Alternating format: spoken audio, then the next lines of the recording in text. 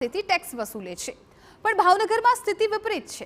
અહીં વરસાદમાં મોટા ભાગના રોડ બિસ્માર બની ગયા છે અને રોડ વિભાગના ગુણવત્તાના દાવા પોકળ સાબિત થઈ રહ્યા છે।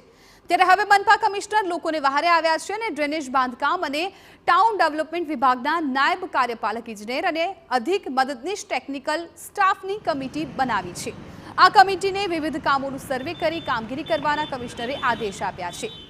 કમિશનર દ્વારા જે રોડ ગેરંટી પીરિયડમાં તૂટ્યો હોય, ખાડા પડ્યા હોય, ખરાબ થઈ ગયો હોય તે એજન્સી પાસે જ કરાવવાનું નક્કી કરવામાં આવ્યું છે। 200 જેટલા રોડનું શહેરમાં આ કમિટી દ્વારા ચેકિંગ પણ કરવામાં આવ્યું છે।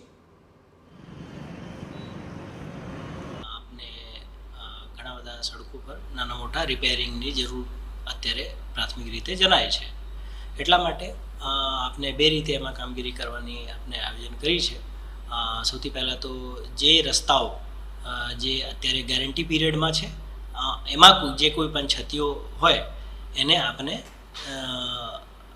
જે આપણા જે ડિફેક્ટ લાયબિલિટી પીરિયડના અંતર્ગતના રસ્તાઓ કોન્ટ્રાક્ટર પાસેથી કરાવવાનું છે। બીજી તરફ જો વાત કરીએ તો વિપક્ષે પણ કમિશનરની કામગીરીના વખાણ કર્યા અને કહ્યું છે કે કમિશનરની કામગીરી સરાહનીય છે।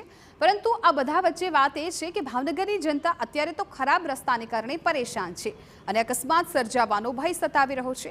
ત્યારે આ કામ કેટલા સમયમાં પૂર્ણ થાય છે અને આવા ખરાબ રસ્તાથી ભાવનગરની જનતાને ક્યારે છુટકારો મળે છે એ જોવું રહ્યું। અને એની મિલીભગતને કારણે આજે ભાવનગર આખામાં તમામ રોડ એમ કહેવીને તો ચાલે 90% રોડ તૂટી ગયા છે। કમિશનર સાહેબને ખૂબ ખૂબ અભિનંદન દેવા જોઈએ કે અધિકારીની આખી કમિટીની રચના કરી અને રોડ ચેકિંગ કરાયું અને ફરીથી એમની પાસેથી રોડ રિપેર કરાવશે। સાહેબને અભિનંદન દઈએ છીએ અને જે અધિકારી સારું કામ કરશે ને એને આ શાસકો જ્યારે કરપ્શન કરવું છે ને એટલે ટકવા નહીં દે।